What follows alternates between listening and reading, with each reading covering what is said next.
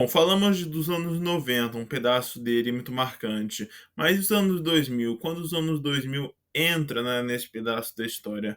Bom, nos anos 2000, nós tínhamos filmes marcantes, mas alguns deles são mais detalhados e é muito bom para a história, né, crescer ao longo do tempo. E nos anos 2000 tínhamos o quê? Tínhamos o filme que eu mais gosto, que agora entrou pro ranking, né? Seria o que eu já falei em outro vídeo, que era o quê? O Drácula 2000. A história com o filme com Jerry Butler, Jerry Ryan, Jeremy Miller e Christopher Plummer e Jennifer Esposito e Omar Sy como personagem tal, né, da história. Enfim, enfim, nesse filme, o Drácula está sendo libertado por criminosos que querem roubar um cofre que pensam que tinha joias de grana dentro do caixão, né? Todas as fortunas do Van Helsing, do dinheiro dele tava, mas era mentira, tinha um corpo lá e esse corpo era do Drácula de fato. É uma história que mostra muito essa história do Drácula querendo caçar a filha do Van Helsing, o maior caçador de monstros da história, que ainda vamos chegar nesse ponto. E em outros filmes também tínhamos o meu favorito da Disney, o Dinossauro. Dinossauro é a história do ovo de Iguanodonte, dos mais conhecido como Aladar. O personagem Aladar não conheceu sua própria mãe, então ele foi criado por lêmures numa ilha distante que fica próximo do Havaí, na época dos dinossauros. Aí depois caiu uma chuva de meteoro, ele vai parar num bando com os dinossauros fugindo dos meteoros, e os dinossauros continuam vivos nesse filme, enfim. E são caçados pelo grande vilão, que é o Carnotauro. Os dos Carnotauros foram enviados para matar esses dinossauros, né? Eles queriam se alimentar da carne deles, né? Como fizeram com o bando lá na introdução do filme, né? Que se deve lembrar de Dinossauro 2000, claro, né? Um marcante filme da Disney cheio de detalhes. Ou não, né? Porque é um filme esquecido do fundo do baú, mas assim, era um filme bem legal pra época, né? Que eles juntaram a Bolívia, o Havaí, Flórida, Miami, até o osso do deserto do Saara também foi bem citado nesse filme também, bem explorado o ambiente do cenário do filme. E é isso. E já outro filme também que tínhamos com o ator Mel Gibson era o filme O Patriota, o filme com Mel Gibson e Heath Ledger, mais conhecido no filme como Gabriel, filho do patriota, que queria jurar a carta de independência no dia 4 de julho, no dia da independência dos Estados Unidos, dia 4 de julho, quando eles fizeram a história acontecer de fato, transformar todo aquele ambiente em algo novo, né? Para as pessoas continuarem acreditando tudo que é possível, né? Ter esperança e não sofrer na época do preconceito, da ditadura, tudo, né?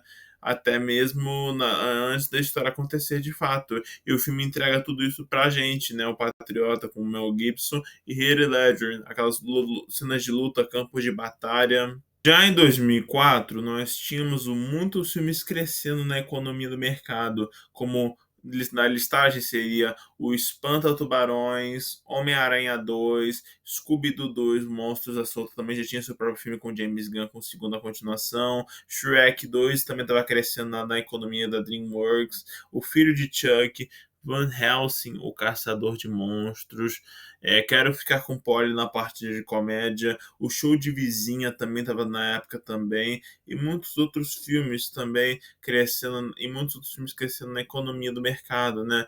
A DreamWorks já tinha feito os próprios projetos, mas a Disney estava assim meio fraquinha nesse tempo, né? A Disney não lançava muitos filmes assim em 2004, digamos assim, que tava lançando, mas estava meio devagar, né? Eu diria que o percurso dela estava mais devagar, porque a DreamWorks estava prevalecendo no mercado, como já tinha lançado o Shrek 2 e o Espanta-Tubarões, dois projetos, né? O James Gunn estava lançando até o Scooby-Doo 2, Monstros da Solta, que é um dos melhores que eu gosto bastante.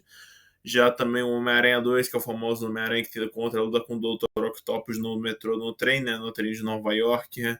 Ou até mesmo comédias como Quero Ficar com o Pó do Show de Vizinha, que entrega tudo por parte romântica e baberol, né? E é isso. Já que tínhamos muito sucesso crescendo, né? Na economia do cinema. O cinema estava no auge, estava subindo as paredes de tanto lançamento bacana. Na economia de 2006, a Disney estava subindo as paredes de tanto filme que ela postava, né? Ela lançava filme bacana e postava, divulgava cartazes e tudo, mas os filmes que mais marcaram 2006, nesse ano que a Disney lançou, foi tipo o filme Selvagem, que mostrava uma cópia idêntica de Madagascar, que foi ano anterior, que foi em 2005, anterior, né? Madagascar estava no auge, em 2005. Mas em 2006 tínhamos Selvagem, que é a minha segunda animação favorita da Disney. Porque Selvagem mostra a história de animais, que igual o do Madagascar, um leão, uma girafa, uma cobra, um koala, várias espécies, o esquilo, né, falante, etc. Selvagem mostra a história de. Tem músicas bacanas que apresenta pra gente no álbum. Ele entrega muita coisa pra criança, pra uma criança que teve cultura na época, né? Cultura geek, tanto pop quanto geek, né? Da música e da arte, né? Da estética e tudo. E também tínhamos o Carros. O primeiro filme do Carros estava mais bombando na época de 2006. Não só quando o Selvagem estava arrecadando, mas o Carros do Disney Pixar com Relâmpago McQueen, sua primeira história, estava nos motivando a acreditar que podíamos correr nesse aceleradores de partículas, né? De carros de corrida e tudo mais, de poder correr com acelerador, o freio, né? Tudo ensinando a gente tudo que a gente sabe sobre carros, né? Automóveis, sobre oficinas de automóveis, esse tema estava mais frequente em 2006. Mas também tínhamos outros filmes, como a Disney tinha lançado dois projetos, no caso era o Carros e o Selvagem, também tínhamos filmes com estética mais envolvida, né? Como o Diabo Veste Prada, é desse ano, 2006. O filme O Diabo Veste Prada é desse ano também, 2006, com Anne Hathaway e Meryl Streep. E a Emily Blunt também estava no filme. Também tínhamos animações que estavam crescendo. Não era só a Disney que estava crescendo também nesse período, era assim a Sony. A Sony estava lançando suas primeiras animações, como O Bicho Vai Pegar, que era um projeto bacana de ver de animais sobrevivendo a uma queda de caçadores, né, da temporada de caça. E também tínhamos A Casa Monstro, um dos melhores filmes que eu acho que toda criança ama ouvir e rir muito dessa história. A Casa Monstro é a história de Constance e dois jovens, né? O DJ Walters e o Bocão e a Jane Bennett, que tentam impedir o plano do velho Epaminondas de tentar possuir uma casa e matar pessoas inocentes, né? Mas uma animação mais pra rir, né? Não é pra você sentir medo. Tá, alguns sentem medo, mas outros sentem piada. Até hoje a Casa Monstro só me faz rir. Não me faz me sentir ameaçado ou piadista, né? É isso. Mas ela não me dá medo. A Casa Monstro é mais pra ser para criança, né? Um filme pra criança, pra sentir uma reflexão e conexão com os personagens da história. Em 2025, tínhamos muitos filmes que, depois da Covid-19 que aconteceu em 2019, né? Que os filmes estavam meio falindo, a produção estava meio fraca na história e desenvolveu a história de cada personagem e o conhecimento dela também, né? Mas eu acho que em 2025 o cinema vai crescendo mais exponencialmente em inúmeros filmes de lançamentos, né? E várias histórias de diversidade grande, né? Como Anaconda, já tinha seu outro filme, Anaconda com Jack Black e Paul Rudd e o ator Selton Mello na produção também do filme, participando da história e fazendo tudo bonitinho, né? Como um personagem de Santiago, que foi em outro vídeo que ele era o famoso domador de cobras da história. Ele tinha sua própria anaconda na história, na Amazônia. E outros filmes também, como Agente Secreto, de Kleber Mendonça Filho, que tinha o Wagner Moura, Tron Ares com Gerard Leto. Outras continuações, como Wicked Parte 2, Marte Suprema também estava crescendo nesse filme a audiência, mas estava caindo por causa do Timothée Chalamet no filme.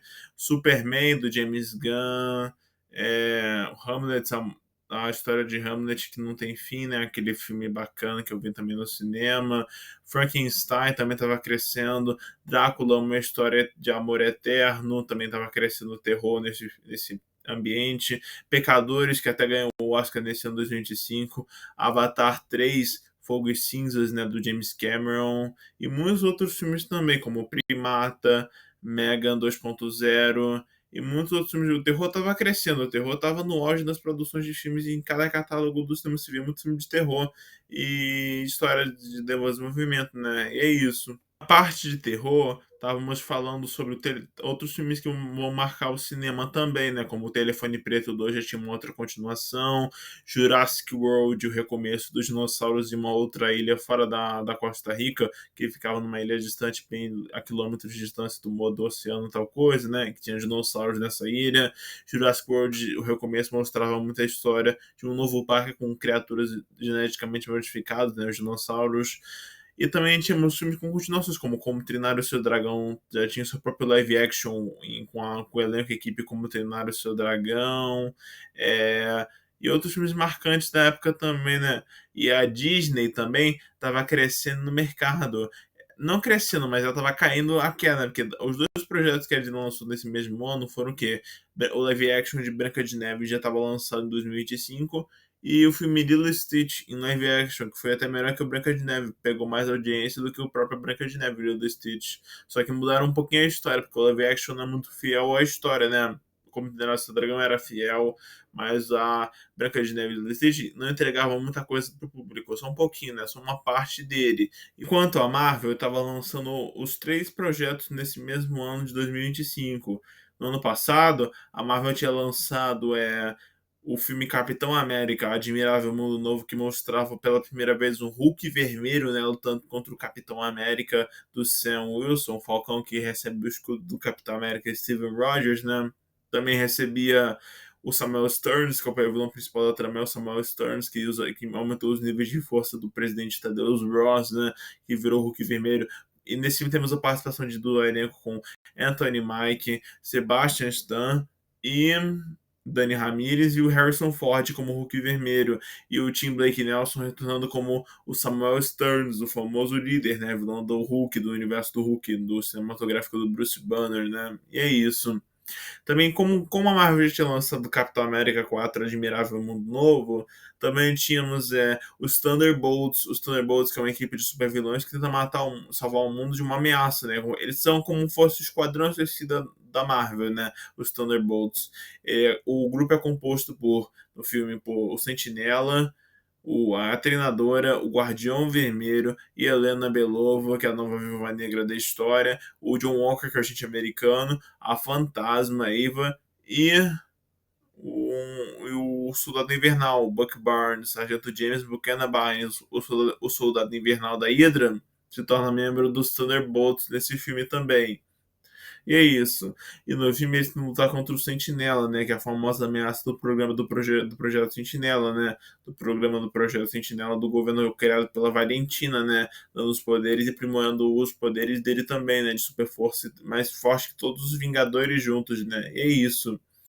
E também outro lançamento marcante de 2025 que a Marvel lançou em julho do ano passado. Nas férias de julho nós tínhamos o quê? O Quarteto Fantástico, Primeiros Passos, onde o Quarteto Fantástico vai lutar contra a Surfista Prateada Xalabal e o Galactus, que planeja destruir o mundo inteiro, engolindo o planeta Terra, se ele entregasse o filho para eles, né? O filho da Mulher Invisível com o Senhor Fantástico, né? Aí se ele entregasse o Franklin Richards pro Galactus, ele pouparia a Terra. E nesse filme mostrava muitos detalhes sobre o Quarteto Fantástico, que não foi muito que de ideias passadas de outros filmes anteriores do Quarteto, né? Fantástico. Com Tocha Humana, Mulher Invisível, o Coisa e o Senhor Fantástico. Então, joinha, deixa de dar um like no meu vídeo. Se curtiu o vídeo, compartilha com próximas pessoas ou parentes que você queira compartilhar. E tá tudo disponível. Fico por aqui e até o próximo vídeo, gente.